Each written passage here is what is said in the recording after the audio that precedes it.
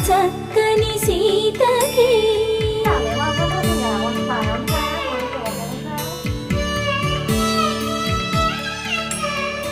ఎర్ర జాబిలి చేయి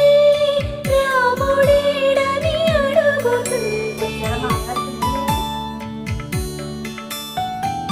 చూడలేదని పెదవి చెప్పే చెప్పలేమని కనులు చెప్పే నల్ల మూసైనా